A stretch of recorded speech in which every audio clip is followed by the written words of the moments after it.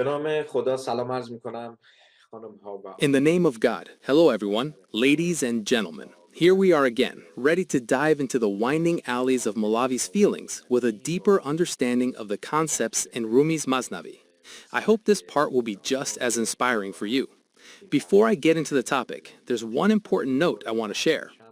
Look, dear friends, when we connect with someone's thoughts, any person with any perspective or subject, that doesn't mean we're endorsing every part of their being, their viewpoints, their beliefs, or their actions. Basically, I believe people shouldn't blindly follow anyone except the infallible ones. No human is without fault. It's the same when we look at Hafiz or Sadi or many other greats and philosophers. It's the same in the world of science too. And with that perspective, it's the same when we turn to Rumi. Just because we enjoy his words and feel good reading Rumi, it doesn't mean we're endorsing his Sufism or his way of life or everything he said and that's been presented as his work. Confirmed. The Lord who created you and me said, "Give glad tidings to my servants who listen to good words and follow the best of them." So if we turn to Rumi, it doesn't mean we approve of everything said or defined or promoted around him. We shouldn't forget that if Rumi is respected, it's because from within him you can hear the voice of a truthful, God-seeking reality. If it were anything else but that, there's no point. I mention this so you know that when we talk in this realm, we never. Rumi's words have a rhythm. Unlike, say, the words of the Ahl al-Bait, they're not really comparable. But for us, especially those who speak Persian and like to connect with ideas that resonate well in our language, ideas that carry heartfelt, deep, and often very meaningful messages, it's important to find that link. In this chaotic world where everyone seems to be adding to the violence with wars and bad news, it's good to soften our hearts a bit with words that carry the scent of God. So let's move on to the next verse, the fourth verse from the first book of the Masnavi. Everyone who drifts away from their true self is always trying to find their way back to that original connection. As usual, I'll read my own notes and personal take on this line, which I share on my Telegram channel, and then we'll dive into its interpretation and the messages we can take from it. When a person loses touch with their true origin, their heart suffers a quiet kind of loneliness. This loneliness isn't something you can put into words or see with your eyes, but it's always there, like a shadow following them. Rumi talks about this distance, the moment when someone moves away from the original source they were born from, the truth within them. It starts. This distance is the beginning of longing, a longing that settles deep in the soul and steals away its peace. The key word in this verse is origin. Here, origin isn't just some distant past or a lost place. It's the timeless bond humans have with meaning, with love, and with God. When this bond weakens, the soul remembers being connected, even if it doesn't always know why it feels lost. The heart beats, searches, asks questions, and this quest itself shows that the spirit is alive. The interrogation of the days of reunion is an outward effort. It's a journey that leads from the noise of the world to inner calm. The pain of separation. Rumi's perspective is that the blessing is hidden because it's actually this pain that draws a person back home. So every sigh that rises from the heart, every nameless feeling of longing is a call from a forgotten origin. Inevitably, people will one day return to that union because the soul only finds peace in the embrace of that original truth. I hope you found this text touching. Now, let's dive into interpreting it to see what this deep line from Rumi really means. So, dear friends, in short, Rumi is saying that humans are essentially from a place that used to be their comfort, and when they separate from that origin, their whole life, people become caught up in unconscious searching to find their way back. Pay attention. Unconscious searching. It means we've come into a confusing world. We keep looking around. Many of our desires, our restlessness, our ambitions, and even our loves, according to Rumi, are actually mistakes. We're confusing the sign with the real thing. We think that if we get these things, the fire inside us will die down and we'll find peace. But that's not true. Rumi wants to say, don't lose your way. None of the things you see happening down here in this world will truly make you feel good. So the first message in Rumi's teaching here is, Rumi wants to say that the root of human restlessness is being disconnected from our true origin. He means that this unease we all feel, these longings, and the fact that no matter where we go in the world, we still can't find peace, even after landing the job we wanted, we're still unsettled, that restlessness isn't random. Rumi says it's not an accident, and it's not just you feeling this way. Everyone feels this way. This confusion and unrest shows that we're lost and can't find our way.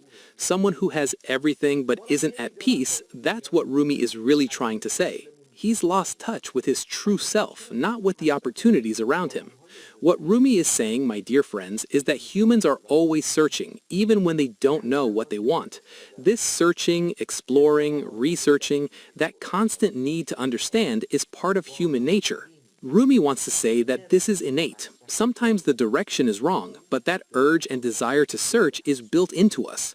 The person who keeps changing jobs, moving cities, switching countries, but still can't find peace, that person is searching for a connection. They're not really after external changes. The changes they make on the outside, like changing their car, he tried changing himself, didn't work. Tried changing his house, no luck. This city's no good, let's move to the next one, still nothing. No matter what he does, Tamana just won't let go. Molavi wants to say, look, my dear friend, this pain is part of your nature because you've been torn away from your roots. Material desires can never truly replace that deep loss. He wants to say that what a person really wants is usually something you can't even put into words. Language fails us, we can't describe it. Imagine someone without a voice trying to speak. What do? They keep gesturing, jumping around, pleading, screaming silently, trying to say, man, Ranju is here, and Molavi is saying this. He says, you've lost something, but you don't have the words to say it, because you just can't put it into words. You're so lost, so confused. Molavi's point is that the true essence, the real core of a person, has nothing to do with your past life or your family roots and ancestors. Your essence isn't about that. It's not about bragging like I come from this tribe or my grandpa was this or that. Those are just shallow, childish things we often take pictures with and pride ourselves on. Molavi wants to say that the real essence, humanity, isn't about your lineage. It's not about your parents or your culture. The real origin that gives you a sense of identity is the essential divine nature of being human. Many people might have a good family and a good community. Everything seems fine, but they still feel out of place. Why? Even when everything seems perfect, why do they feel estranged? Because those things aren't the essence. They're just reflections of a deeper truth. It's like Rumi says, dear human, all love, even that earthly love you get caught up in, is just a reminder of that original, true love. Everything else is just a shadow.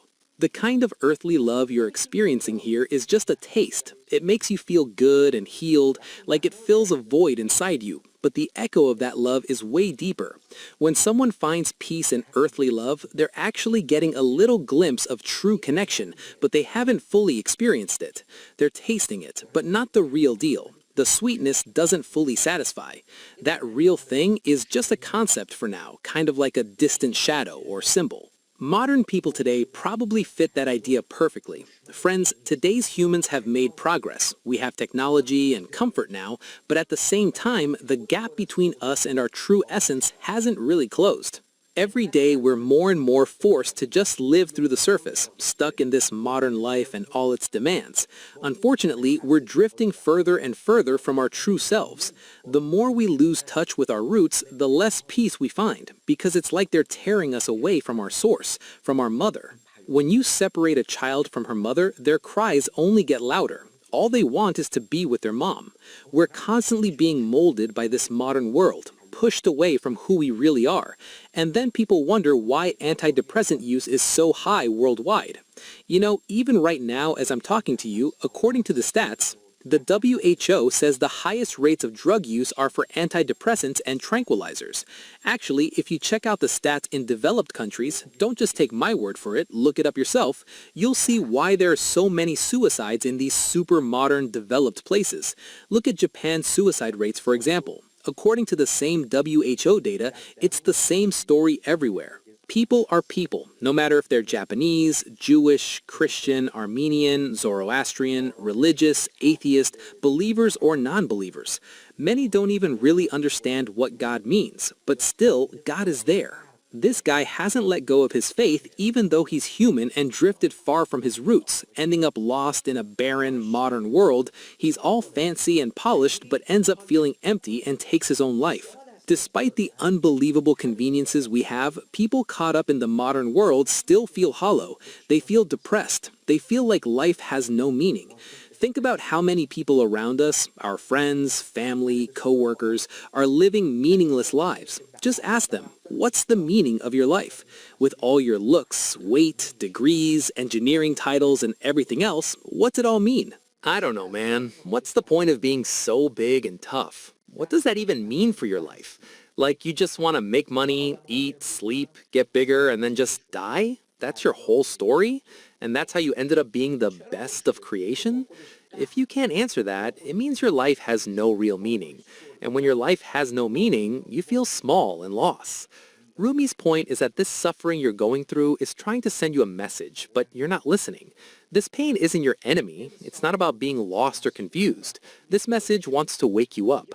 But when you shut yourself down, made your insides so rotten with dirty bites, with everyday struggles, with all these behaviors, all these lies, all this trickery, all these masks. Surely this message won't reach you anymore. So how do you see it? As an enemy. That pain becomes your enemy. There's no shame left for you in that inner restlessness. At first glance, it's like an invitation, a call to come back, not something to suppress. Molavi wants to say that the connection that makes you feel good can't be found outside yourself. Until you search inside, you'll never truly reach that connection.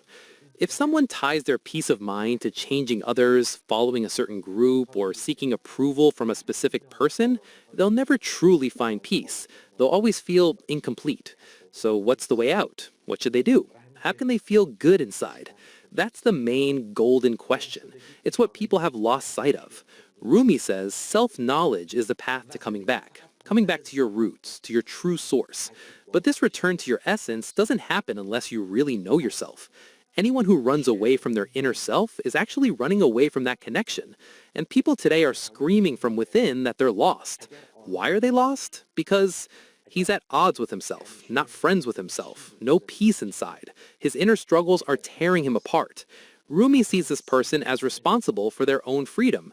He says don't think someone else is to blame. Your salvation lies in your own awareness, in returning to your true self. Not some random accident, not some person crossing your path. Luck doesn't mean anything. It's on you. Until you get up, open that door inside, your problem won't be solved. Rumi wants to commit you to this understanding, to this realization, to this insight. He wants to say all these restlessness, sufferings, and inner storms you have, they're not just by chance. Your enemy isn't your pain. Feeling lost doesn't mean you're worthless, and life isn't just about passing time. It's about finding meaning again. So this poem, this verse, is saying that if you're not at peace, if there's always something missing in your life, if nothing ever really satisfies you, it means you're still lost. The problem isn't the world, it's that you've drifted away from yourself, from your true roots. It's a wake-up call. Be careful not to get more lost, especially when you're sitting in your fancy car and beautiful house, proud that you managed to get all this in just a few years. Just don't lose yourself in the middle of it all. Don't get lost even in that car, because you can't find peace with that car, if peace is important to you. Hopefully this video has been helpful for you. I really appreciate you being with me. Please share the Tandis channel link with your friends who are interested in these topics. Soon, this video and others will be dubbed in English and added to the related playlist on our English channel, the link to which is above. If you'd like to watch this video in English or share the beautiful culture of Persian etiquette with your English-speaking friends, showing the deep meanings behind it, then today's missing pieces are human beings. Please share the channel link with your English-speaking friends to join. Thank you so much for your support. Ladies, wherever you are, I sincerely hope you're doing well. Yours truly, Amirmehrdad Khosravi.